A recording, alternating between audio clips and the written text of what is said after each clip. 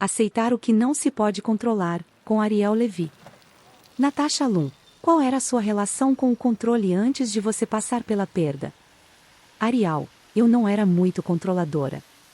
O que eu tinha era um sentimento íntimo, fundamental, privilegiado, de que podia passar a perna na vida a meu bel prazer.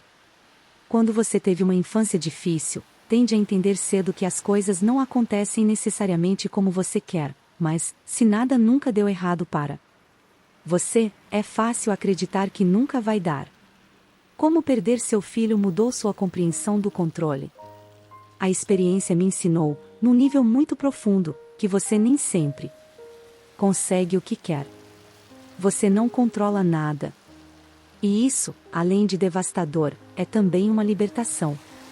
Nos grupos de apoio a parentes de dependentes químicos, falam o seguinte: dê-me serenidade para aceitar as coisas que não posso mudar, coragem para mudar aquelas que posso e sabedoria para discernir entre elas. Aprender a aceitar as coisas que você não pode mudar é imensamente valioso. O complicado é ter a sabedoria para entender a diferença entre o que se pode e o que não se pode mudar. Eu antes acreditava que, sempre que possível, você deveria supor que as regras não se aplicavam e tentar modificá-las. O efeito dessa perda em mim como ser humano foi deslocar mais a ênfase para olhar para o que não posso mudar e trabalhar a aceitação. É um esforço para a vida inteira. De que forma isso foi libertador? Não sei exatamente o quanto teve a ver com a perda e o quanto teve relação com o fato de eu estar chegando à meia-idade, mas de repente percebi, também vou ficar velha e morrer. A parte libertadora é que, quando você entende que não pode ter tudo o que quer, é mais fácil se acomodar. Isso não se aplica se o que você não puder ter for comida e teto, lógico, mas se as suas opções acabaram de ficar mais limitadas, é um pouco mais fácil tocar a vida em vez de ficar sempre pensando em como tirar o melhor dela. Hoje acho mais fácil dizer: esta é a minha vida. Não fico pensando: será que daria para maximizar o que eu tenho? Será que poderia ser melhor? Será que poderia ser diferente? Eu penso: não, é isso aí. Esta é a minha vida. Isso também afetou sua abordagem do amor? Isso me fez perceber que a única coisa que você pode controlar é o que faz com o amor e se decide ou não torná-lo uma prioridade. Para ser sincera, eu priorizei, sim, o amor no meu primeiro casamento, e aí tudo desmoronou porque a pessoa com quem eu estava era dependente química. A dependência é um fator decisivo por ser totalmente imprevisível. Morar com alguém dominado por algo tão misterioso quanto a dependência parece uma traição, como se você estivesse sendo abandonado, apesar de ser algo que a pessoa não controla. Depois de um tempo, aprendi que você também não pode controlar a dependência. E entender essa falta de controle me proporcionou uma estrutura conceitual para aceitar as duas perdas. A aceitação como estratégia para lidar com os acontecimentos difíceis nunca tinha me ocorrido até então. Embora entender que não temos controle possa ser doloroso, você acha que pode também ser bonito quando a vida nos dá algo que não escolhemos? Por exemplo, se apaixonar pelo médico que a tratou depois de você perder seu filho na Mongólia. Como foi se apaixonar em meio à dor? Iniciar uma relação nessa frequência emocional tão intensa é algo fora do comum. Sob todos os aspectos, é o oposto de sair com alguém. Para começar, quando eu o conheci, estava chorando de soluçar e toda suja de sangue. Eu me lembro de sentir que o que todas as outras pessoas estavam vendo era uma mentira, e que o que ele tinha visto era verdade. Para todos os outros, eu era uma mulher sem filhos, para ele, eu era uma mãe que tinha perdido um filho. Mais importante do que o encontro em si foi que, quando começamos a nos apaixonar, eu estava em pleno processo de luto. Perguntei a ele: como você sabia que um dia eu seria uma pessoa legal de se conviver? Porque eu não estava num bom momento. Ele diz que eu alternava entre ser eu mesma e estar de luto. Na época, nós morávamos um em cada canto do mundo, então durante anos não foi uma relação em tempo integral e eu continuei ocupada com a minha dor. Mas escrever e-mails para John era uma fonte de alegria no meio disso tudo. Às vezes, acho que é uma sorte ter dado certo. Outras vezes, me pergunto se de certa forma, esse não foi um bom jeito de conhecer alguém, porque quando você está sofrendo, não tem escolha senão ser você mesma. Nunca vou saber se seria possível de outra forma. Foi o que aconteceu e pronto. O que vou dizer é que, quando John e eu nos apaixonamos, isso não diminuiu a dor do fim do meu primeiro casamento nem da perda do bebê. Nossa relação é uma coisa linda e eu a valorizo muito, mas ela não consertou as outras coisas. Essas eu tive que superar. Tem gente que acha que o amor conserta tudo, mas não. Você pode usar o sentimento como distração, mas ele não vai acabar com o seu sofrimento em relação a nada, nunca, nem um pouquinho. Talvez você pense que, se tiver alguém, vai sentir menos ansiedade, mas não é assim, a não ser que você dê um jeito de fazer isso por si só. Da mesma forma que ter um relacionamento não vai resolver os seus problemas, também não vai transformar você em outra pessoa. Você acha que no fim das contas a dor é algo pelo que precisamos passar sozinhos? Acho. A dor isola. Você vive dentro de um túnel de pura dor. Todas as outras pessoas continuam andando pelo mundo, enquanto você vive numa realidade paralela dentro desse mundo. Os outros não se identificam com você nesse lugar. Dito isso, a dor também é algo pesado demais para suportar sozinho, por isso os judeus fazem Shivá, o período de luto de uma semana para a família. Com sorte, haverá pessoas cuidando de você enquanto estiver sofrendo para que possa suportar. Mas ninguém pode sentir sua dor por você. Isso você faz por conta própria. Quando você emergiu dessa realidade, passou a ver sua vida cotidiana de outra forma. Você passa a ter mais empatia pelas pessoas nessa situação. Passa a vê-las nesse lugar dolorido e vulnerável e entende que também pode ser um lugar bonito, porque elas estão indefesas, despidas de qualquer arrogância. Pode lhes dizer com toda honestidade, isso também vai passar. Você vai acordar um dia sem essa realidade. Porque na primeira vez que as pessoas sentem a dor, elas pensam, esse é o meu novo eu? Durante algum tempo sim, mas não para sempre. No começo, tudo ocorre no contexto do luto. Em algum momento, isso se atenua, e a perda é relegada a outro papel na sua cabeça. No início, você vive no luto, depois ele vive em você. Levei 1 ou 2 anos para sair daquele túnel de dor gigantesca. Não foi só a perda do meu bebê, mas também a perda do meu primeiro casamento, daquela ideia juvenil de que vai dar tudo certo.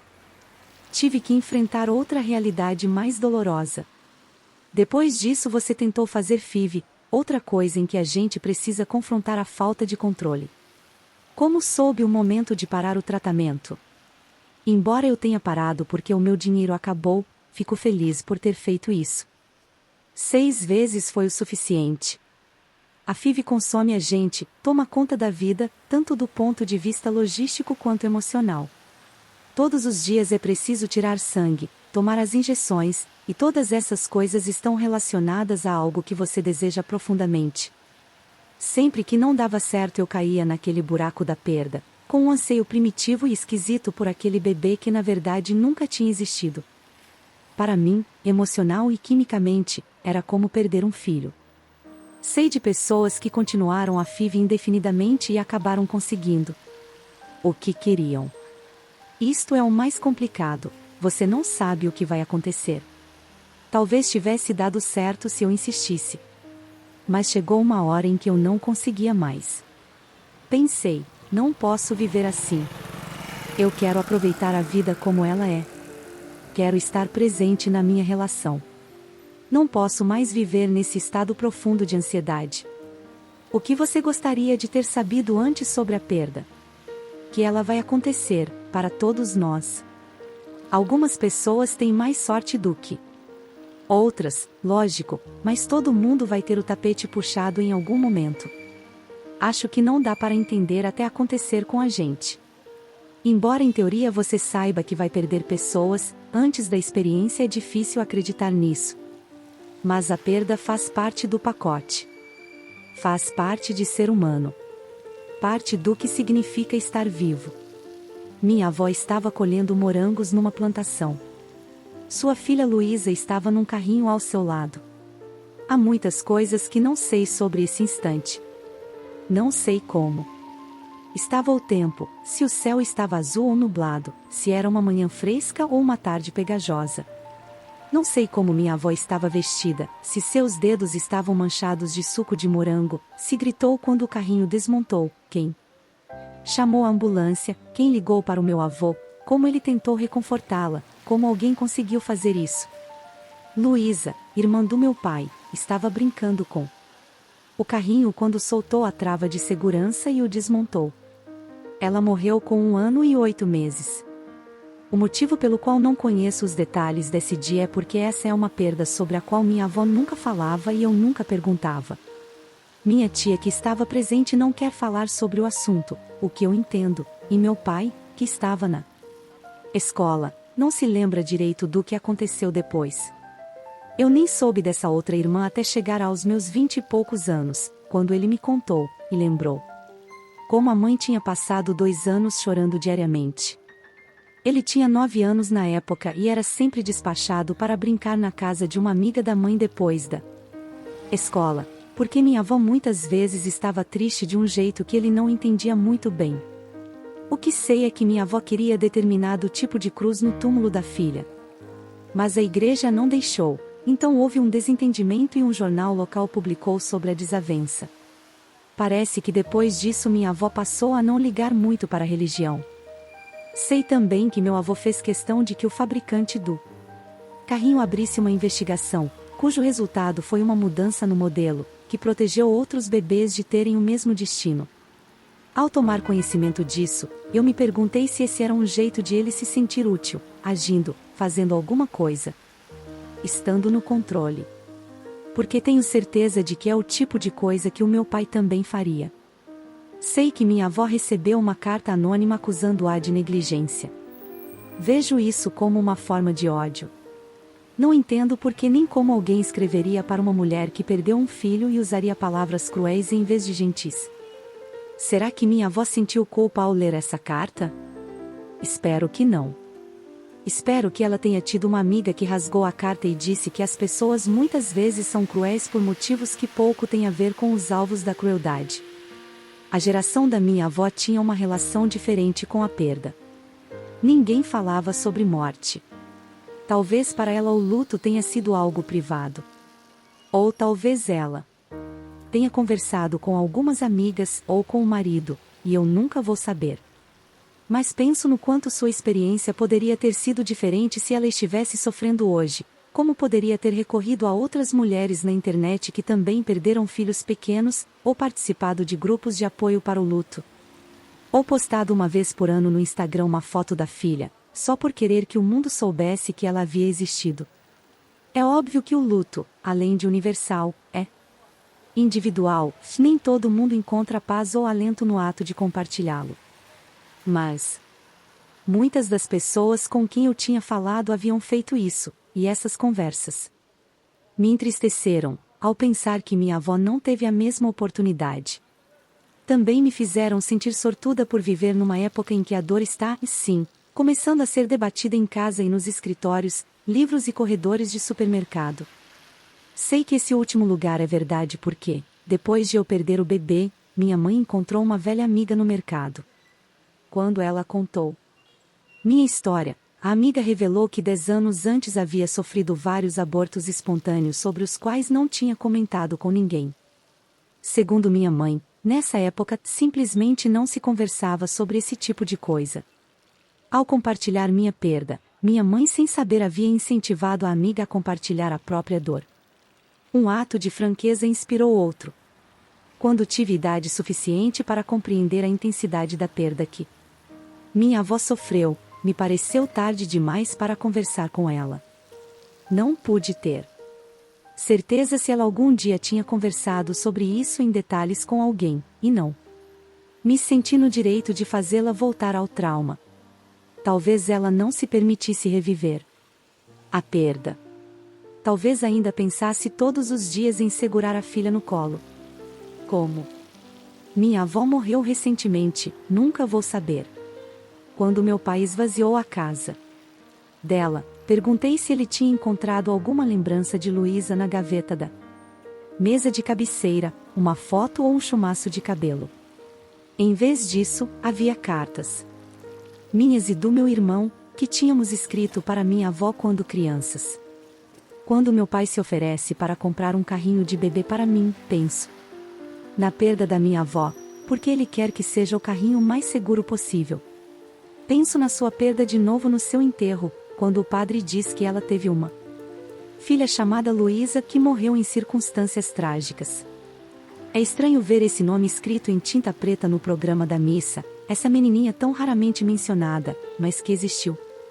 Penso em todas as perguntas que nunca fiz à minha avó, não sobre a morte da sua filha, mas sobre a sua vida, e em como nunca falei, sinto muito. Penso que quando as pessoas morrem elas levam consigo suas histórias, a menos que tenhamos o trabalho de perguntar.